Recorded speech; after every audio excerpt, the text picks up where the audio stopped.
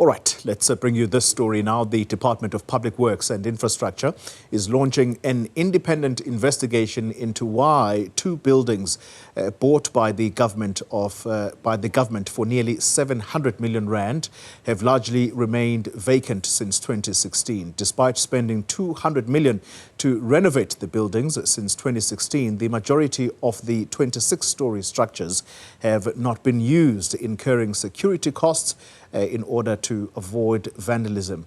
Well, the department says buildings which were purchased to house the SAPS are contributing to crime in the city of Tshwane. Ntokozo Khumalo has the details.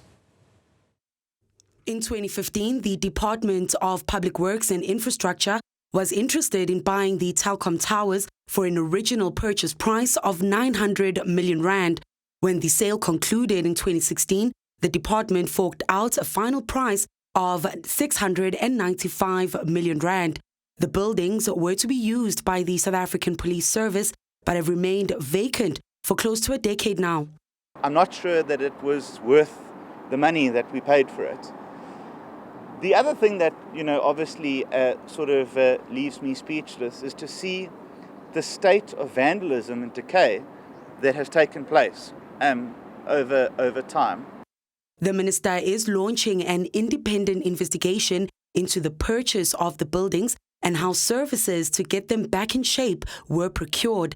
Since 2016, the government has spent more than 200 million rand on renovations and other services to ensure the investment works for the government. Not even the police could protect what is meant to be their building in the North Tower, while some workers have been stationed at the South Tower, which was recently declared unfit for use. The few SAPS workers who were stationed there had to be moved. More money down the drain, according to the minister. We have had to accommodate them in the CSIR, and we are having to pick up the cost for that, which is I'm not particularly pleased about. So we're spending money to renovate, and we are now spending money to move them after buying this building. Tshwane's executive mayor says the dilapidated buildings hinder the city's economic growth and citizens' quality of life. He says that while new infrastructure projects attract a construction mafia, vacant and dilapidated buildings such as the telecom towers attract criminal elements, including illegal landlords and drug dealers.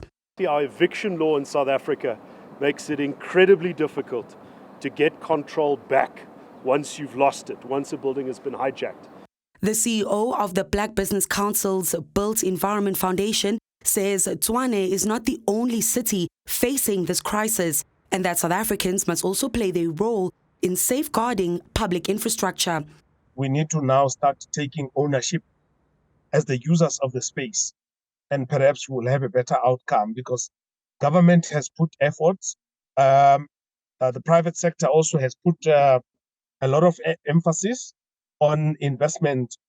Minister McPherson expects to get feedback and recommendations for the independent investigation within 60 days. For Newzroom Afrika on Channel 405, I'm Ntokozo Khumalo in Pretoria.